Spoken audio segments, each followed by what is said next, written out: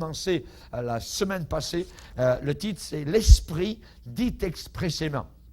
L'Esprit dit expressément, partie 2. Et nous allons, si vous voulez bien, relire ce passage dans 1 Timothée, chapitre 4. Et cela concerne justement l'apostasie, comment vaincre l'apostasie donc de la fin des temps. 1 Timothée, chapitre 4, verset 1er. 1 Timothée, chapitre 4, verset 1er. Donc, on a été ici spécialement donc averti par le Saint-Esprit. Et qu'est-ce que le Saint-Esprit nous dit? Mais l'Esprit dit expressément que dans les derniers temps, dans les derniers jours, quelques-uns abandonneront la foi biblique, pour s'attacher. Donc, abandon d'un côté, attachement de l'autre côté.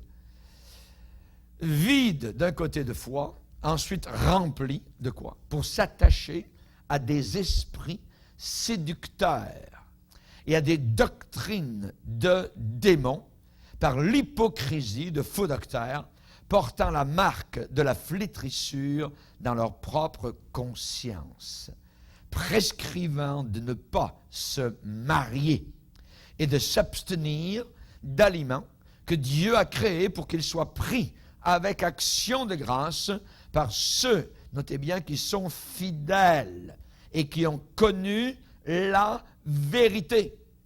Car tout ce que Dieu a créé est bon et rien ne doit être rejeté pourvu qu'on le prenne avec action de grâce. Parce que tout est sanctifié par la parole de Dieu et par la prière. En exposant ces choses aux frères, tu seras un bon ministre de Jésus-Christ, nourri des paroles de la foi et de la bonne doctrine que tu as exactement suivies. Repousse les contes profanes et absurdes. Amen. Donc, nous avons commencé la semaine passée à voir donc qu'à la fin des temps, il y aura un détournement, je dirais, de beaucoup de personnes, une grande section de ce qu'on appelle le christianisme, vont se détourner de la foi biblique pour, et nous allons le voir ce soir spécialement, donc pour s'attacher à des enseignements provenant, la provenance, nous allons voir ça aussi, provenant de l'enfer, provenant des démons. Et donc, on a vu ce mot là, la semaine passée, abandonneront. Plusieurs abandonneront. Un abandon, donc en grec c'est aphistémie, qui veut dire évidemment se retirer soi-même de la position qu'on avait au départ. Ça veut dire que ce sont des gens qui sont conscients, ce sont des gens qui savent ce qu'ils font. Ils abandonnent leur premier amour, ils abandonnent leur foi biblique, ils laissent tout ça là pour aller donc ailleurs. Voyez? Donc, évidemment, abandonneront. Rappelez-vous, pour imager cela, du temps de Déborah, spécialement du temps des juges, où il dit que chacun faisait ce qui lui semblait bon à ses propres yeux. Il n'y avait pas de roi en Israël, donc il faisait ce qu'il voulait, dès que ça leur sortait par la tête. Et dans le cantique, spécialement de Déborah, elle dit qu'à cette époque-là, au temps de Shamgar, les routes étaient abandonnées. Les routes étaient abandonnées et ceux qui voyageaient prenaient des chemins détournés. C'est exactement, donc, dans l'apostasie de la fin des temps, ce qui va arriver. C'est-à-dire que les routes principales, les grandes routes doctrinales, les routes royales seront abandonnées et les gens vont se balader dans les champs ailleurs, vont se perdre dans les marais donc de confusion, des marais donc diaboliques. Donc on a vu un petit peu tout cela la dernière fois, je n'y reviens pas, et j'aimerais juste rappeler que souvent dans les Écritures, eh bien l'Église est appelée à dévoiler, à exposer, à enseigner les enseignements faux. Si par exemple une église, vous restez pendant des mois et des mois, parfois des années dans une église, et que vous n'entendez jamais aucun enseignement contre des fausses doctrines, sortez de là. parce que la Bible dit qu'on doit, tôt ou tard, dans une église chrétienne, entendre parler donc des fausses doctrines. On doit être averti sur, justement, donc, de faux enseignements qui circulent donc dans le monde. Et aujourd'hui, évidemment, ça circule, je dirais, à grande vitesse. Alors, cette sorte de confrontation par rapport donc à des fausses doctrines n'est pas populaire, évidemment, aujourd'hui. Beaucoup d'églises, au nom de l'amour, au nom de la paix, voyez, au nom de la tranquillité, au nom du peace and love, voyez, eh bien, ils veulent oublier les désaccords passés. Ils veulent faire la paix, même avec le diable s'il faut, même avec les faux docteurs, même avec les Mormons, même avec les témoins de Jéhovah, ou quoi que ce soit, ou des gens qui ont enseigné donc des fausses doctrines, ou des gens qui ne croient pas à la Trinité, ou quoi que ce soit, ou il n'y a pas de problème, il n'y a plus rien, ou des gens qui observent le sabbat, qui sont des donc gens adventistes du 7e jour, qui ne croient même pas à l'enfer, et ainsi de suite. Il n'y a pas de problème, ce sont des bons chrétiens. Jamais de la vie. Voyez, nous voulons donc continuer à, évidemment, élever la saine doctrine pour ne pas, évidemment, se faire égarer d'un côté et d'autre. Tolérance. La tolérance amène généralement au compromis. Au compromis. Rappelez-vous qu'il y avait une église à Thyatire, spécialement, et le Seigneur vient vers cette église avec ses yeux de feu et de flamme, et il y a là un enseignement faux qui est enseigné à Thyatire, voyez, et c'était donc un enseignement qui disait qu'il n'y avait pas de problème avec l'impudicité, avec ceci, avec cela, et le Seigneur dit, attention, là, je vais venir attaquer cet enseignement-là, et ceux qui enseignent cette chose-là, qui ne veulent pas se repentir, qui ont l'esprit de Jézabel, je ferai mourir de mort ces enfants. Donc, on ne rit pas quand le Seigneur parle comme cela. À Pergame, qui est une autre église, donc parmi les 7 dans l'Apocalypse, où le Seigneur vient visiter, donc là aussi, il y avait des fausses doctrines. Doctrine de Balaam, voyez, qui était là, l'amour de l'argent, ainsi de suite. Il y avait aussi des viandes sacrifiées aux idoles, aux démons. Il y avait encore l'impudicité. Et le Seigneur dit qu'il a aussi, il va venir les attaquer, leur faire la guerre avec l'épée de sa bouche. Donc, c'est pas à peu près. Voyez, donc on a besoin évidemment donc de se tenir dans la saine doctrine. Alors, le mandat biblique, la parole de Dieu nous demande de faire face, nous demande de confronter donc les enseignements qui sont faux, les enseignements qui sont faux. Donc les lignes de combat ont déjà été tracées, spécialement donc en Israël, dans l'Ancien Testament et dans le Nouveau Testament. Les lignes ont été tracées bien claires dans l'Église primitive. Ça n'a pas changé depuis des siècles. Et ça ne changera pas non plus au 21e siècle. Vous voyez donc, il faut bien connaître ces lignes tracées, ces lignes de bataille, des lignes de combat. Et je pense peut-être qu'elles doivent de nouveau être tracées aujourd'hui pour qu'on ne se fourvoie pas. Et notre frère se fait chanter tout à l'heure, donc Seigneur, dans un psaume où David dit, Seigneur, regarde si je suis sur une mauvaise voie. Et conduis-moi sur la voie de l'éternité. Amen. Donc, ça prend évidemment de l'humilité. Alors, comme Timothée, Paul a écrit à Timothée, donc, qui est un jeune pasteur, et il l'a écrit donc à Timothée. Nous aussi, nous avons besoin d'être avertis, nous avons besoin d'être instruits, d'être enseignés pour comprendre tout ce qui se cache derrière un faux enseignement. Il y a des choses qui se cachent derrière. C'est derrière que ça se passe. Le diable, généralement, n'agit pas de face.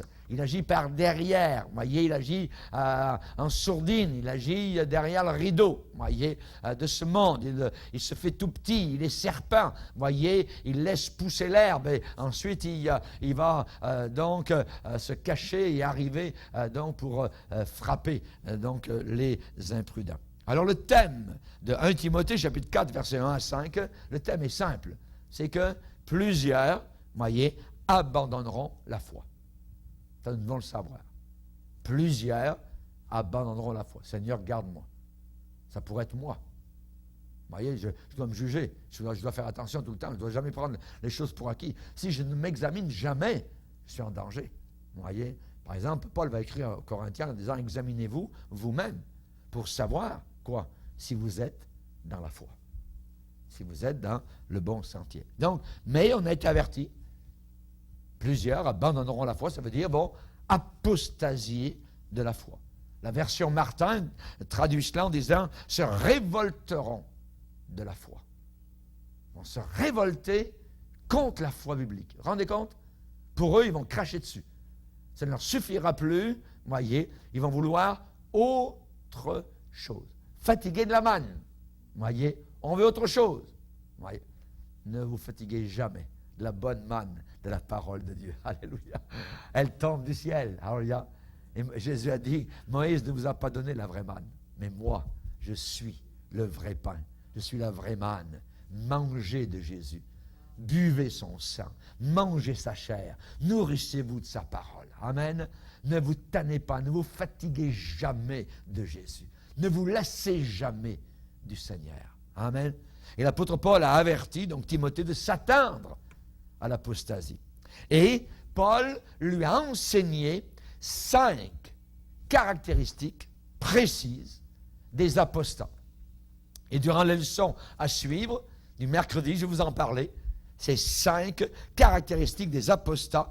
Pourquoi Paul a-t-il donné 5 caractéristiques des apostats à Timothée? Pour que Timothée puisse bien les voir, les discerner. Ah oui, c'est vrai. L'Esprit m'avait dit ça au travers de l'apôtre Paul. Et là, il pouvait donc bien les voir. Alors, pour les identifier, et une fois qu'on a identifié, évidemment, l'ennemi ou une fausse doctrine, on peut évidemment contre-attaquer facilement. Vous voyez, parce qu'on a cerné donc le problème. Contre-attaquer. Et Paul va écrire à un autre pasteur, un pasteur qui est en Crète, spécialement sur l'île de Crète, donc au bas de la Grèce et au bas de la Turquie d'aujourd'hui. Il y a une île qui est là, qui s'appelle la Crète, voyez. Et il y avait à l'époque, donc, un pasteur qui s'appelait Tite, voyez. Et Paul a écrit à Tite en lui disant d'être attaché à la vraie parole telle qu'elle a été enseignée. Donc, telle qu'au départ, le Seigneur l'avait donnée à son Église. Donc, d'être attaché à cette vraie parole. Pourquoi? Parce qu'il y a une fausse parole, ou il y a une vraie parole mélangée de fausseté. Et ça, c'est dangereux. Vous voyez?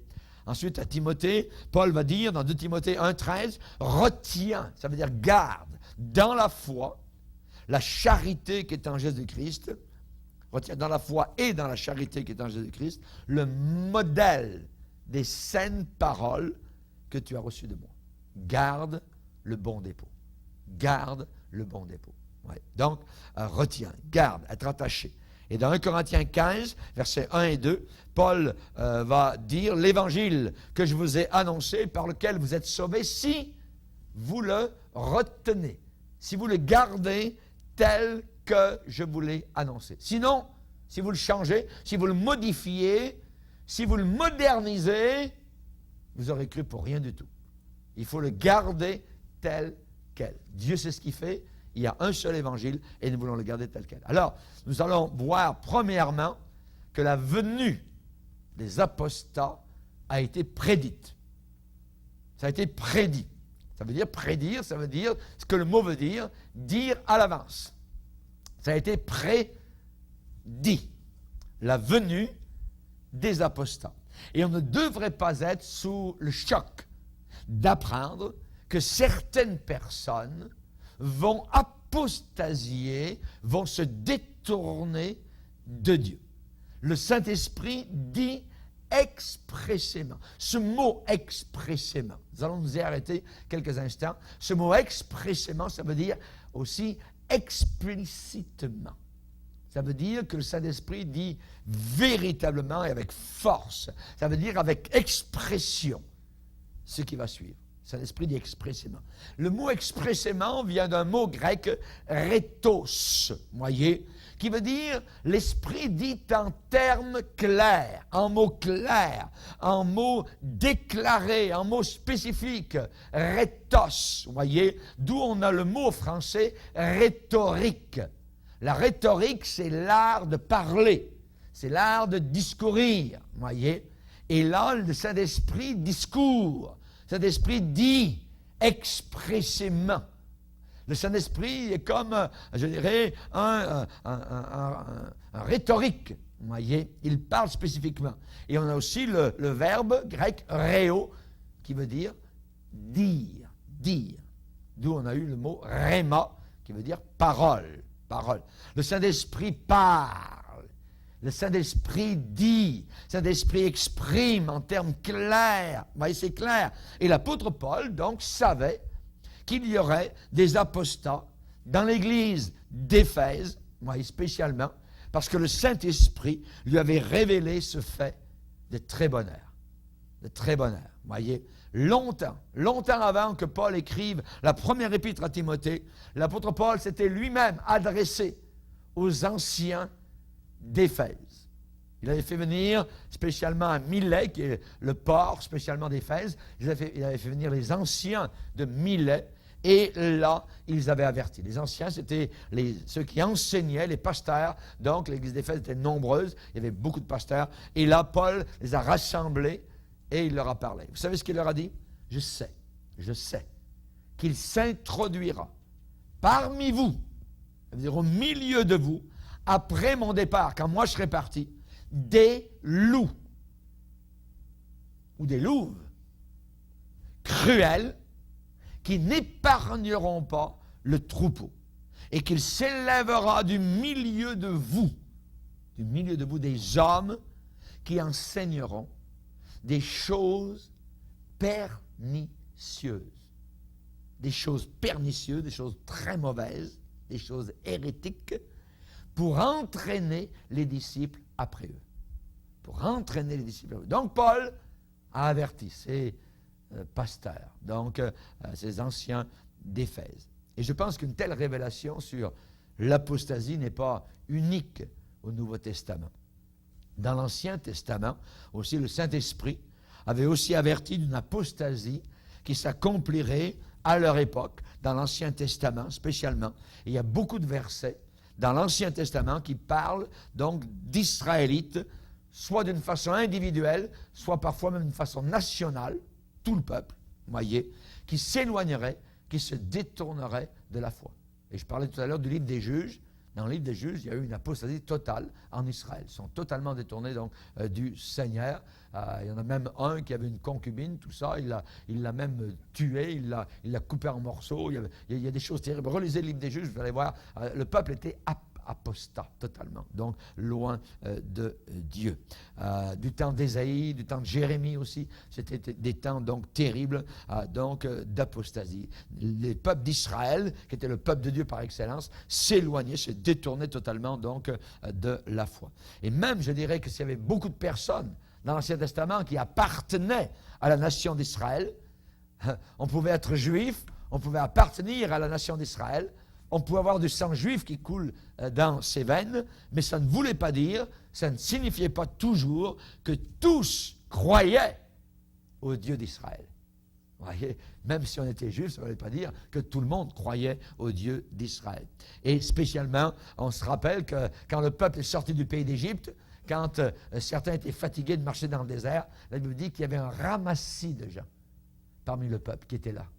Et ils ont empoisonné, ils ont commencé à semer le venin parmi l'assemblée du désert. Et là, ils ont dit, retournons en Égypte. Rappelez-vous, la bonne odeur dans vos cuisines en Égypte. Ça sentait bon, l'ail, l'oignon. Quand vous cuisiniez sur le feu, tout ça. Maintenant, vous avez juste la manne, tout ça. Vous n'êtes pas fatigué de ça. Retournons. Vous voyez, la Bible dit que c'était un ramassis de gens. Donc, c'était des apostats qui, déjà à l'époque, n'appartenaient pas au Seigneur, influençaient, ont fait murmurer, ont fait reculer, voyez. Rappelez-vous, c'était proche d'entrer, dès le départ, dans la terre promise. Et là, à cause de leur incrédulité, ils sont retournés vers la mer Rouge, direction de la mer Rouge. Pendant 40 ans, ils ont tourné ici et là, tout ça, voyez, jusqu'à ce que toute la génération meure. Donc, c'était évidemment des apostats, des incrédules, voyez. Et c'est Paul qui va expliquer en disant, le juif, le vrai juif, ce n'est pas celui qui en a les dehors, mais c'est celui qui en a le cœur. Ouais. Lisez avec moi dans Romains 2. Romains 2. Moi, j'aimerais vous dire que je suis un vrai juif.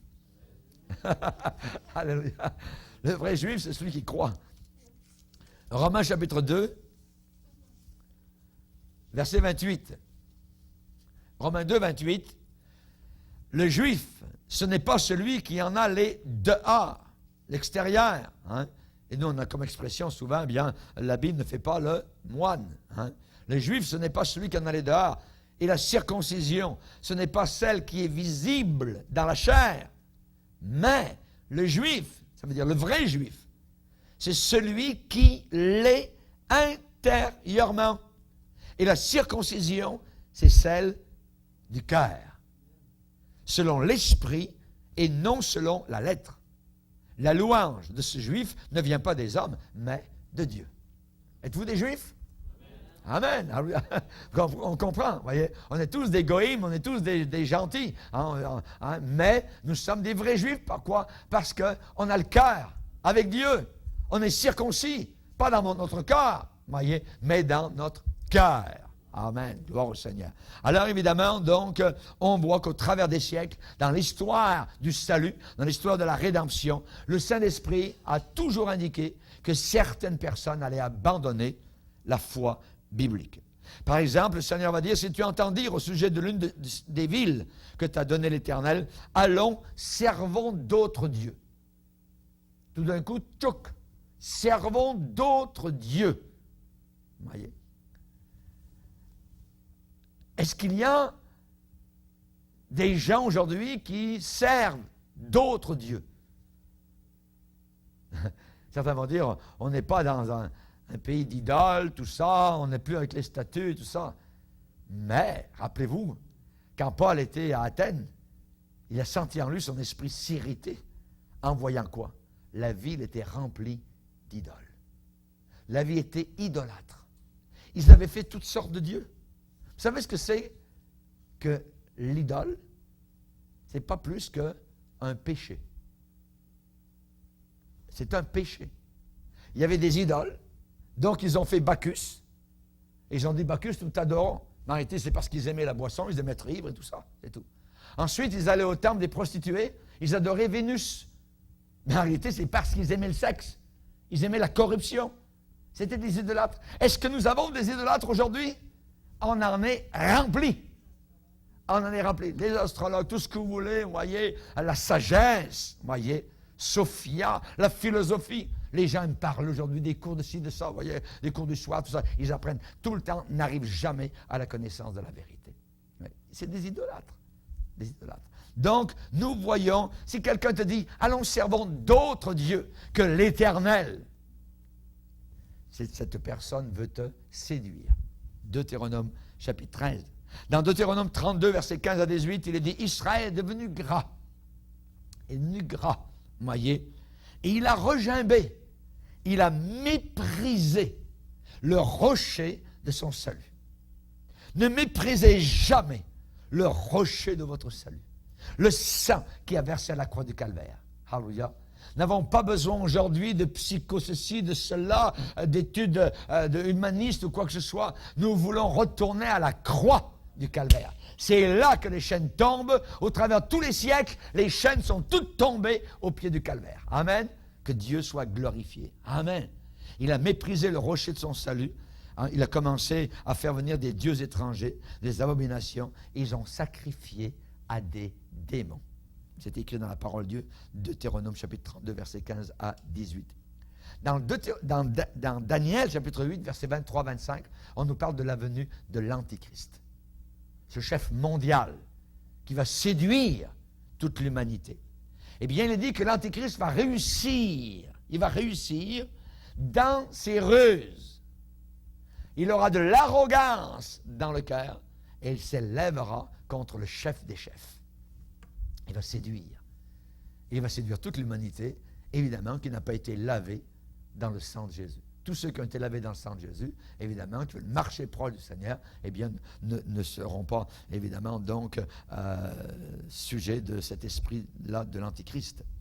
Dans le Nouveau Testament, aussi, il y a plusieurs autres passages qui parlent de ceux qui vont se détourner de la foi à la fin des temps. Jésus lui-même, le Seigneur, nous a avertis. Dans Matthieu 24, il va dire que personne ne vous séduise, parlant de la fin des temps, dans le contexte de la fin des temps, que personne ne vous séduise. Prenez garde, plusieurs viendront sous mon nom. Ils séduiront beaucoup de gens. Dans Marc 13, verset 22, Il s'élèvera de faux Christ, de faux prophètes. Ils feront des prodiges, des miracles pour séduire les élus. En veux-tu, en voilà. Voyez, des gens qui désirent juste des miracles, des miracles, des miracles, l'Antéchrist va leur en donner. Mais de faux. Pour les séduire. Alors, évidemment, nous croyons au vrai. Hein? Amen. Nous voulons toujours marcher dans le vrai, dans le véritable. Mais les choses miraculeuses aussi peuvent venir de l'enfer. Peuvent venir de l'Antéchrist et viendront. Donc, Jésus a dit, soyez sur vos gardes. Je vous ai tout annoncé d'avance. Dans 2 Thessaloniciens, chapitre 2, verset 3, que personne ne vous séduise d'aucune manière. D'aucune manière. Parce qu'il faut que l'apostasie soit arrivée auparavant. Il faut que l'apostasie soit arrivée auparavant. Qu'est-ce qui va arriver donc spécialement? Il va y avoir un détournement massif loin de la foi biblique avant le retour de Jésus. Il va y avoir un détournement massif. Des masses de gens religieux, dits chrétiens, vont se détourner totalement de la foi biblique. L'apôtre Pierre, lui aussi, en a parlé. Il va dire, dans les derniers jours, il y aura des moqueurs, avec leur raillerie, marchant selon leur convoitise, et ils abandonneront la foi. Où est la promesse de son retour? Depuis que nos pères sont pères, ça a toujours été comme ça, puis il n'y aura rien qui va changer. Ils veulent ignorer. Sciemment, consciemment, ils veulent ignorer qu'il y a eu un commencement et qu'il y aura une fin. S'il y a un commencement, ça veut dire qu'il y aura fin. Mais ils veulent ignorer cela. Et vous savez que ça nous pend au nez, nous chrétiens, d'oublier que Jésus va revenir. Et peut revenir n'importe quand. Il y a des chrétiens qui n'attendent même plus le Seigneur. Ils ont entendu parler de ça depuis leur enfance, ils s'en foutent complètement, voyez, et ils n'attendent même plus le Seigneur. Vous savez ce qui va leur arriver? Ce qui peut leur arriver, leur part avec les hypocrites dans l'enfer. Pas moi qui le dis, c'est écrit, on va le lire. Matthieu 24, très dangereux. Matthieu 24.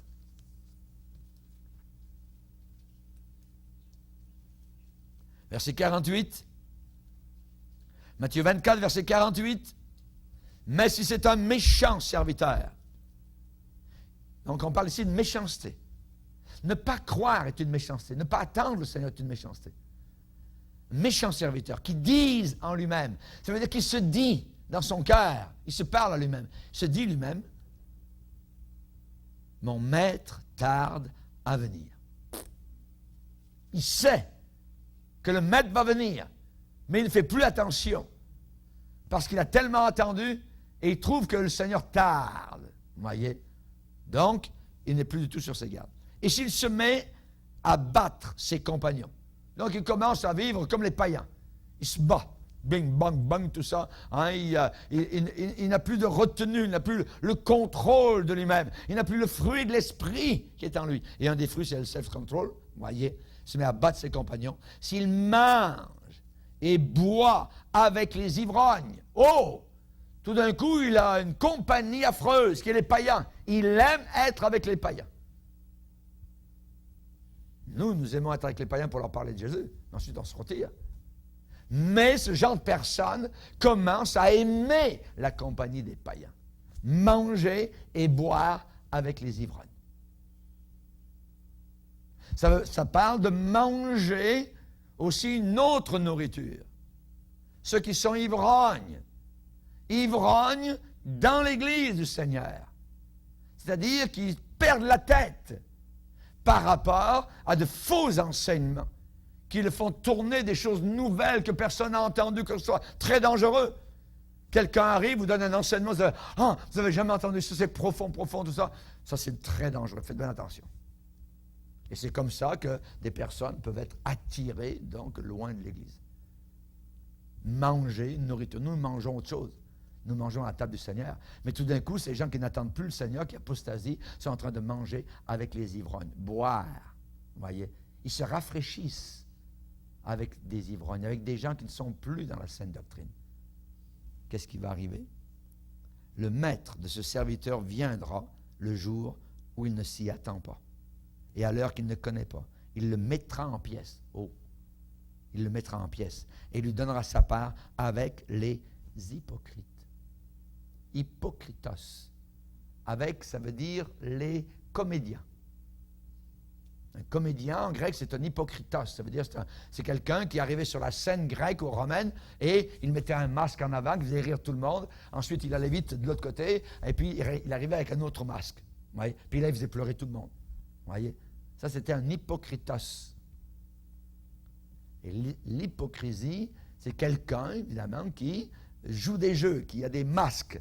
Il a le masque du chrétien, il a un masque de piété un jour, il a un jour un autre masque. Il change, vous voyez? Ça, c'est très dangereux. Donc, ce sont des gens, évidemment, qui vont apostasier. Et on sait que Jude, justement, a parlé en disant, au dernier temps, les moqueurs viendront, marchant selon leur convoitise impie, sont ceux qui provoquent des divisions. Ceux qui provoquent, ceux qui catapultent des divisions, ceux qui sont à l'origine des divisions, sont des gens à se méfier beaucoup et à s'éloigner. La Bible parle de cela, vous voyez, à faire très attention. Leur langue peut être animée par le venin du serpent. Donc attention, il y a des gens qui aussi peuvent répondre, une autre catégorie de personnes, des gens qui peuvent répondre positivement à la vérité biblique, le message est annoncé, l'évangile, tout ça, hein, et momentanément, ils disent « Oh, c'est beau, c'est bien, je veux vraiment suivre cela. » Mais Jésus a dit que la semence de la parole de Dieu tombe sur leur cœur, qui est un sol pierreux, un terrain pierreux, sol rocailleux, rocailleux. Et la Bible déclare que ces gens-là manquent de persistance. Manque de persistance, et dès que survient, dès qu'arrive une épreuve, dès qu'arrive une tribulation à cause de la parole, ils y trouvent une occasion de s'en aller, une occasion d'abandonner la parole, d'abandonner la Bible, d'abandonner la foi, et ainsi de suite. Ils retournent donc dans le monde. Donc, ces gens-là, la Bible dit qu'ils n'ont pas de racines en eux-mêmes. Vous pouvez planter une plante dans le sol, vous voyez, mais si la plante ne se fait pas de racines, ça ne prendra pas de temps que, pouf, vous allez le voir, vous voyez, la personne est sèche. Alléluia, gloire à Dieu. Et moi, je veux voir des gens qui sont plantés, alléluia. Je veux vous voir verdoyants, gloire au Seigneur, amen. Et si vous avez un paquet d'arbres verdoyants, vous en voyez un qui est sec, c'est très visible, vous voyez, il ne porte pas de fruits. Il est sec, il est mort. Et Jude va parler même de personnes qui sont 2 fois mortes, déracinées. Ce sont des nuées. Ah, et quand il fait chaud, le nuage s'en vient, vous attendez que la pluie, le nuage va éclater et ça va vous rafraîchir. Mais non, nuage poussé par des vents, le vent les pousse et aucune pluie qui arrive. C'est des gens, on s'attend à ce qu'une bénédiction vienne de ces gens-là, mais non, ils vous déçoivent. 2 fois morts, déracinés. Jude parle de ces gens-là. Voyez. C'est des gens qui admirent les personnes par motif d'intérêt. Ils admirent les personnes, mais juste parce que derrière la tête, ils ont d'autres motivations. Ils n'ont pas de racines en eux-mêmes, donc ils meurent. Voyez, il n'y a pas d'union vivante avec Jésus. Il n'y a pas d'union vivante avec le Seigneur. Il y en a d'autres aussi, où leur but spirituel, eh bien, sont étouffés complètement. Et le mot étouffé dans la parole de Dieu veut dire en réalité étranglé. Quand vous étranglez quelqu'un, quand quelqu'un saute sur quelqu'un d'autre pour l'étrangler, le souffle n'est plus là. Vous étouffez. Vous voyez? Et en bon québécois, on dit, quand les voitures avant marchaient pas, on levait le hood, tout ça, et on disait le choke. Vous voyez? Le choke sur la voiture, c'est ça qui étouffait le moteur. Ouais. Donc, il fallait travailler sur le choke, tout ça. Je ne connais pas, je ne suis pas tellement mécanicien, mais c'était pour étouffer. Vous voyez? Et la parole nous dit qu'il y en a qui ont un choke sur leur vie spirituelle, qui les étouffe complètement. C'est quoi ce choke? Vous voyez? C'est les soucis. Les soucis de l'existence. Tout aussi simple que ça. Se faire de soucis pour ceci, pour cela. Et soudain, vos regards ne sont plus sur le Seigneur. La foi s'en va. C'est vous qui allez régler vos problèmes. Et toutes les fois où vous regardez dans la parole de Dieu, des gens qui sont découragés, ils n'avaient pas leur regard sur le Seigneur. Ils n'avaient pas leur regard sur Dieu. Quand Moïse a été découragé et qu'il a dit, Seigneur, prends ma vie, je suis complètement mort, tout ça, c'est parce qu'il avait une église de 2 millions de personnes, et il avait juste les yeux sur le peuple, les gens, qui murmuraient tout le temps. Et il dit un jour, Seigneur, tu m'as mis une charge terrible sur le dos, je ne peux pas vivre, viens me chercher, je préfère mourir. Pourquoi? Parce qu'il avait les yeux sur les gens. Uniquement.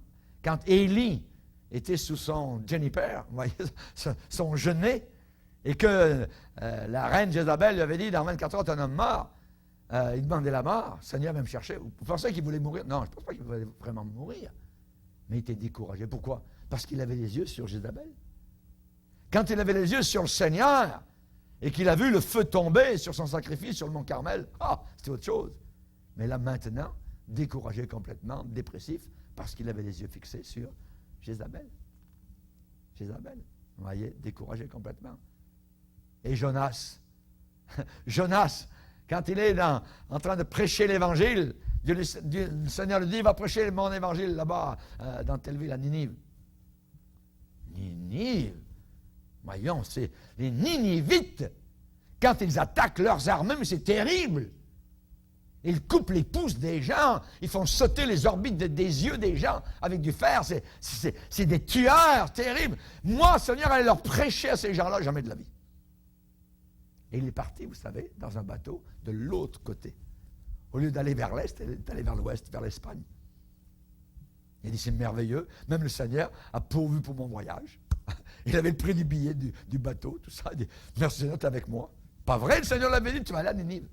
Et vous connaissez la fin de l'histoire, tout ça. Il est jeté par-dessus bord, il est avalé, il fait son oreiller à l'intérieur de l'estomac d'une baleine ou d'un cachalot, je ne sais pas quoi exactement. Même le cachalot ne peut pas le supporter, pouf, le rejette, le vomit, il sort vert comme un ver de terre, presque tout ça, parce que les sucs gastriques de l'animal, sa peau, ont commencé à attaquer sa peau, ça fait un bout de temps qu'il est à l'intérieur, vous voyez. Et le Seigneur lui dit, s'il te plaît, qu'est-ce que je t'avais dit? Ninive, là-bas. Yes, Lord. Et il est allé à Ninive, mais il est allé leur prêcher. Il espérait dans son cœur que ces gens ne se repentent pas. Surtout pas eux. Je vais leur prêcher 40 jours et vous êtes finis, les Ninivites. Jugement tombe sur vous. Pas de jugement. Réveil spirituel. Toute une ville qui se tourne vers Dieu, se repent de leurs péchés, l'évangélisation a fonctionné à 100%. Il s'en va sous un arbre et dit, Seigneur, je ne suis pas content. Il est enragé noir. Pas étonnant. Il se regarde, il a pitié de lui-même. Il est trop fatigué. Il est rempli de fatigue. Vous voyez, il a marché tout autour de la ville. Il y a peut-être 1 million de personnes dans la ville. C'est une grande ville à l'époque. Vous voyez. Et chers amis, quand nous n'avons pas les yeux fixés sur le Seigneur, le diable vient. Vous voyez, le serpent. Et tranquillement, petit à petit, goutte à goutte. Le diable, il n'envoie pas quelqu'un de l'autre côté vers l'enfer, et tout ça d'un coup. Non, il va y aller petit à petit, peu à peu, goutte à goutte, tranquillement, tranquillement, tranquillement. Vous savez, vous connaissez l'histoire de la grenouille, vous voyez, pour la cuire. On ne mettra pas la grenouille dans une casserole avec de l'eau, et puis là, la mettre dans l'eau bouillante, vous voyez, l'eau qui bout, qu'est-ce qu'elle va faire la grenouille? Tchouc, elle va sauter par-dessus. Qu'est-ce qu'on va faire? Non. On mettra l'eau douce. Et la grenouille s'habitue, elle nage dans la casserole, tout ça. Et ensuite, on augmente, toc, un peu plus, et on la fait bouillir sans qu'elle s'en rende compte. Le diable agit comme cela. C'est un rusé. L'apostasie va se passer de façon rusée. Ce n'est pas du jour au lendemain, voyez, mais c'est tranquillement, tranquillement. La foi descend, l'amour pour Jésus diminue, la tiédeur s'en vient, et tranquillement, tchouk, le diable a le contrôle. Mais non, je suis chrétien encore, je lis ma Bible, le gars a une cigarette au bec, tout ça, le gars il a un verre de bière, tout ça, il aime bien les bars, ainsi de suite. Non, non, je suis encore chrétien. On connaît ça, on l'a entendu, vous voyez. Je lis ma Bible. Je ne vais pas en réunion, mais je lis ma Bible à la maison. Ouais. Continue à lire ta Bible.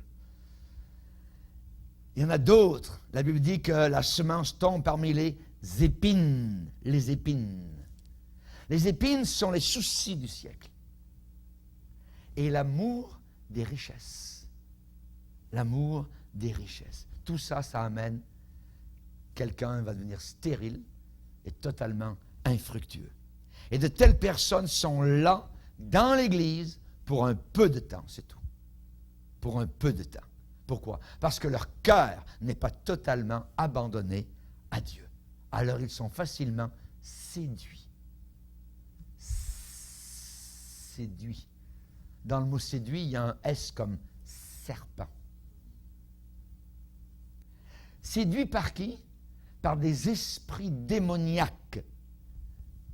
Des esprits démoniaques qui les éloignent par le biais, par le moyen d'une certaine agence. Quelle est cette agence?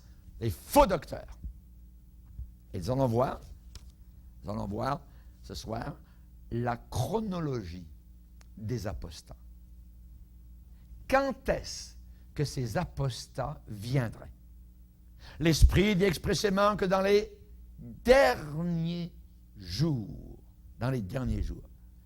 Donc, quand Paul a écrit cette phrase-là, ça ne parlait pas spécialement d'une époque dans un futur incertain. Il a dit que dans les derniers temps, dans les derniers jours, voyez, ça veut dire que ça serait pendant l'époque de l'Église. Pendant l'époque de l'Église, voyez. Ça veut dire que ça serait quelque part entre le temps qui est espacé entre la première venue de Jésus-Christ et son retour.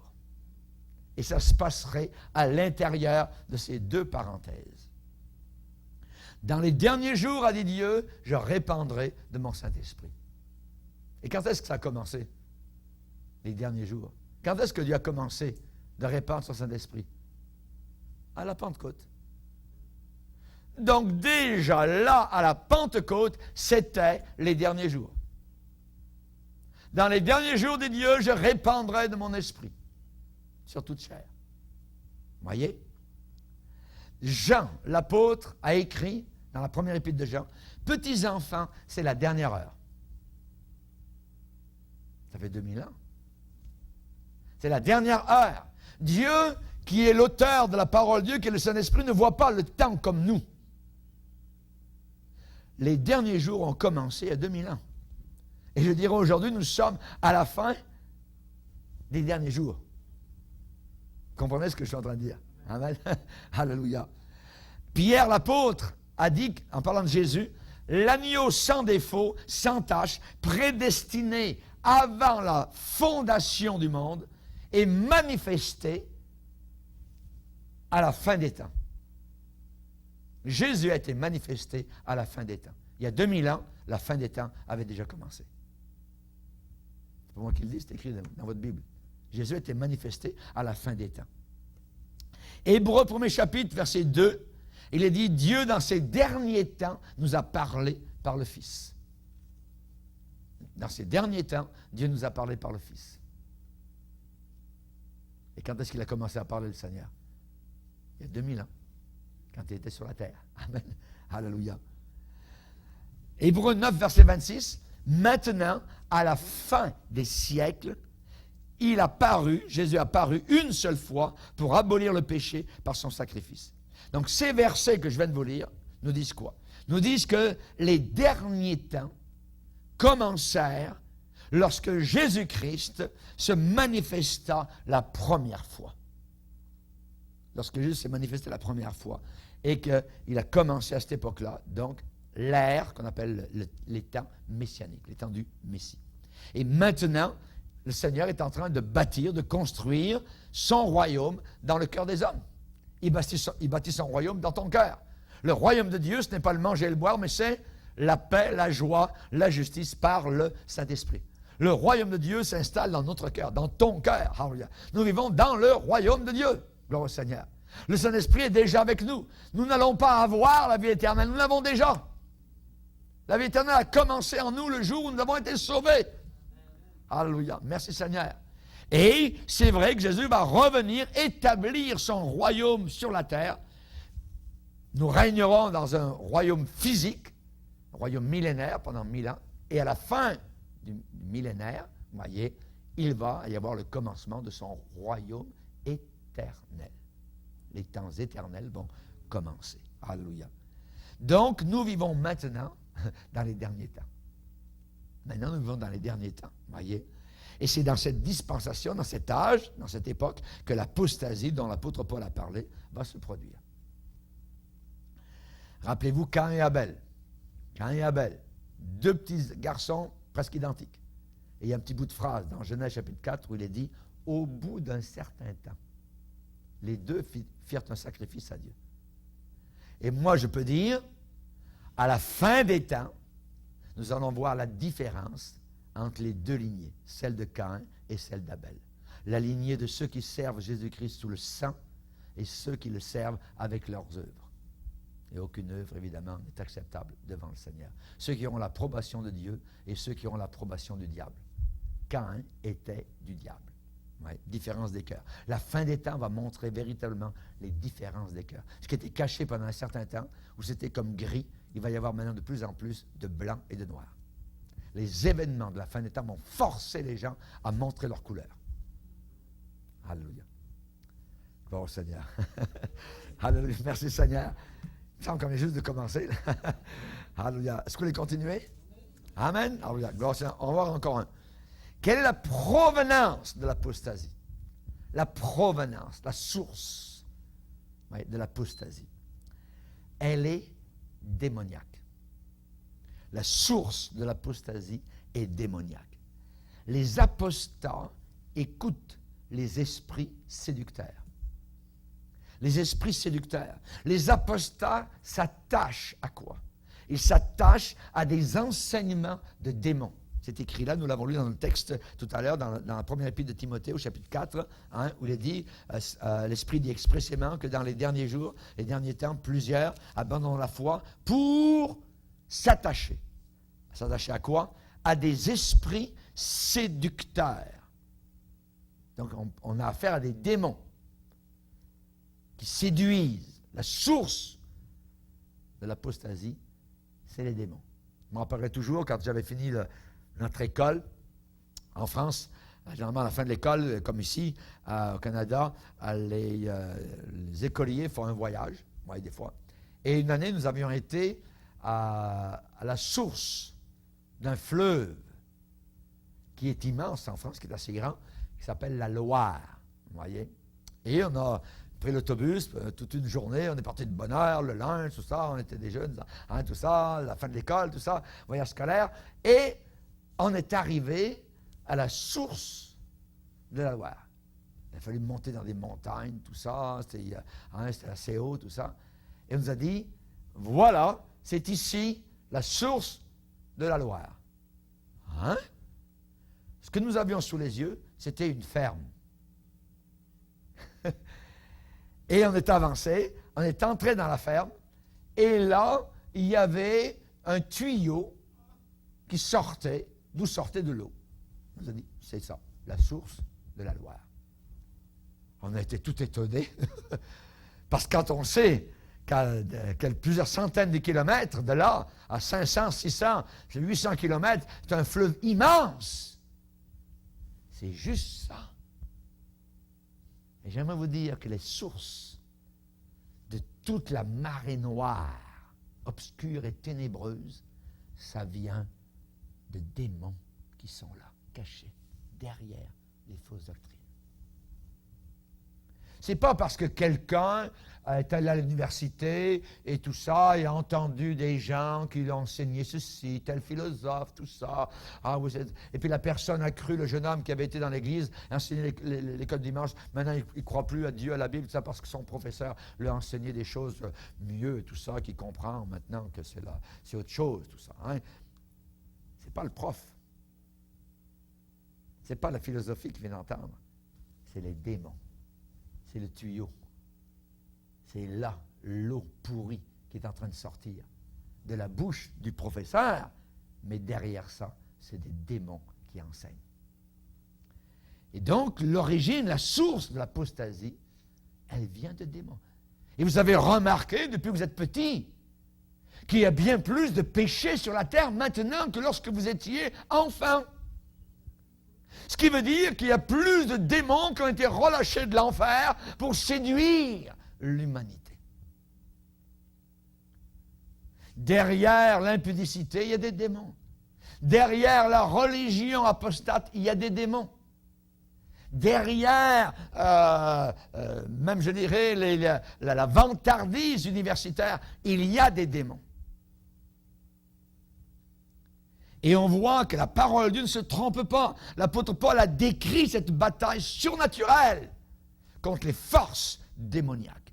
Il a dit, nous ne combattons pas contre les hommes, contre les personnes, contre la chair, contre le sang, mais nous combattons contre les dominations diaboliques. Les autorités, ils ont certains pouvoirs, contre les princes pluriels, des princes de ce monde de ténèbres. Nous combattons contre les esprits méchants dans les lieux célestes. Et vous savez que le diable sait très bien quand arriver. Vous savez, quand il a attaqué Jésus, finalement Jésus était vainqueur. Il a renvoyé le diable loin du ring, voyez. Mais ça dit que le diable s'éloigna jusqu'à un temps favorable. Le diable sait très bien les moments favorables où il peut nous attaquer. Un exemple, c'est lorsque le peuple d'Israël est sorti d'Égypte.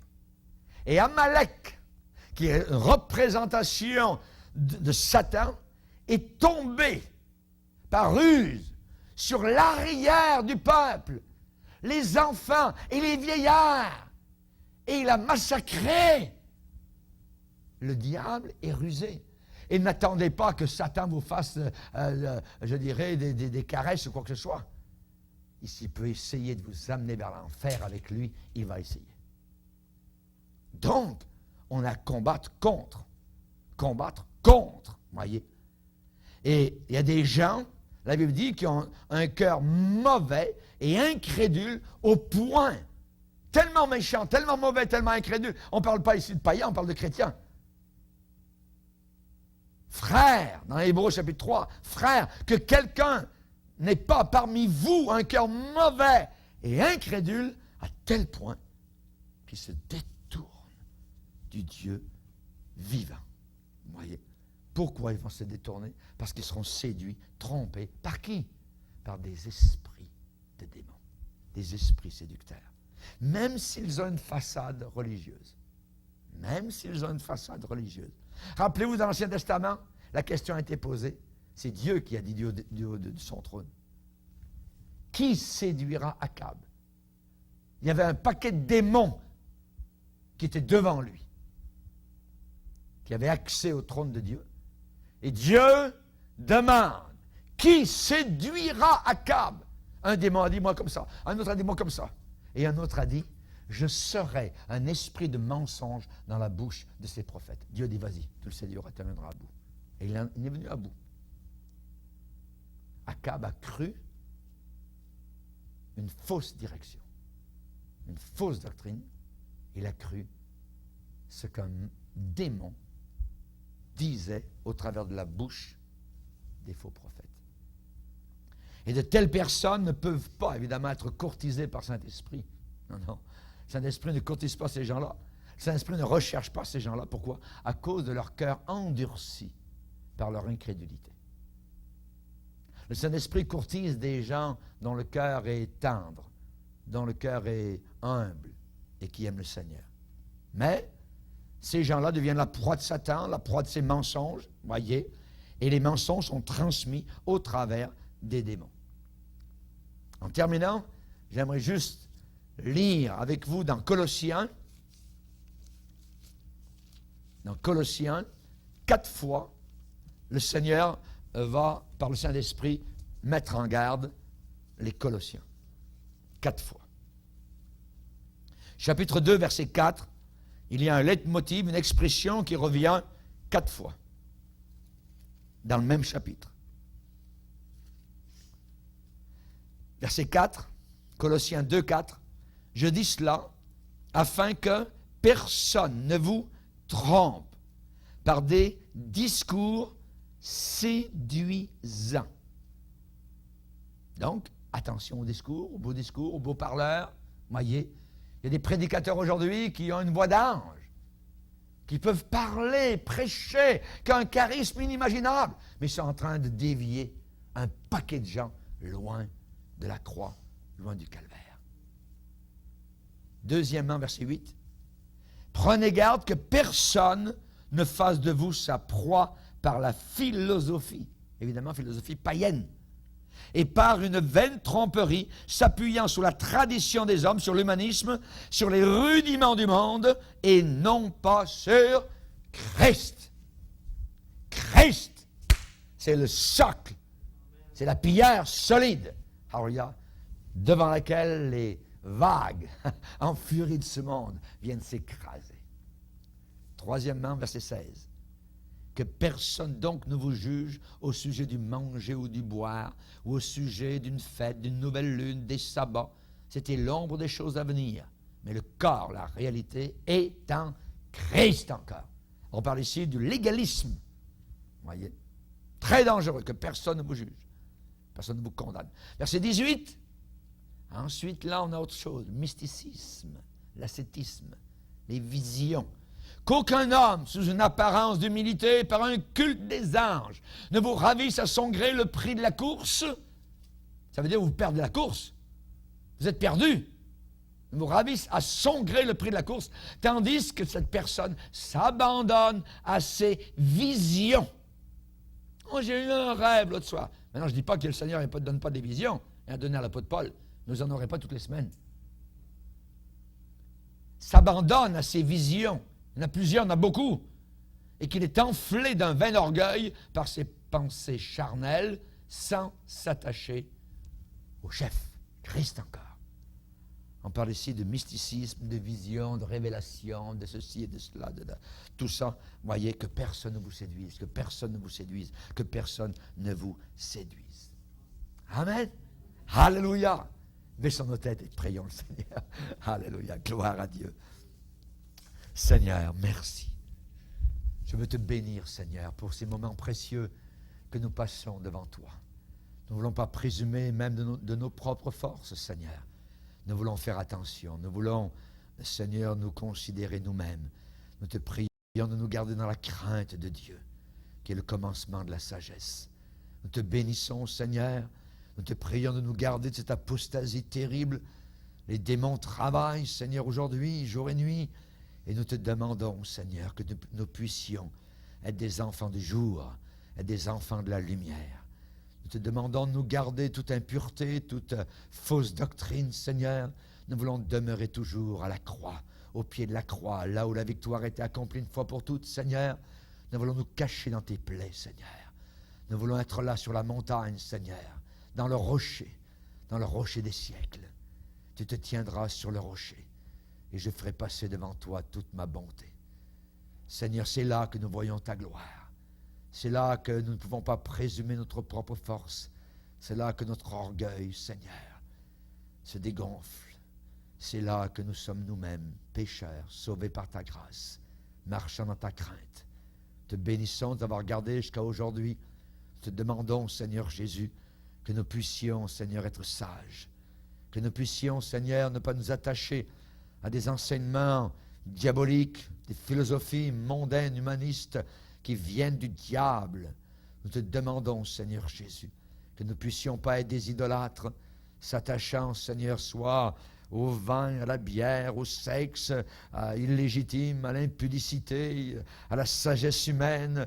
Aide-nous, Seigneur, à nous attacher au chef, à la parole, à demeurer sur le rocher des siècles.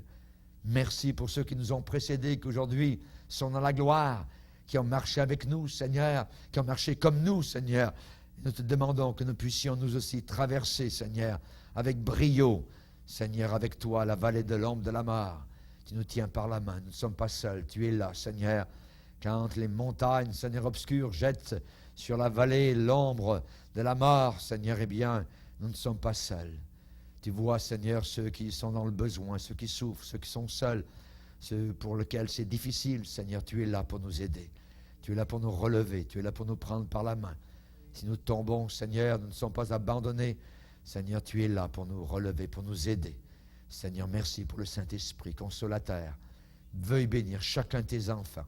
Entoure-nous, Seigneur Jésus, non pas avec un beau cordon, Seigneur, rosé, mais avec, Seigneur, tes bras d'amour, ta grâce, Seigneur, avec tes mains percées. Couvre-nous, Seigneur, du sang, le sang qui a coulé, le sang d'Emmanuel. Merci car tu es avec nous et tu le seras pour toujours. Au nom de Jésus. Amen.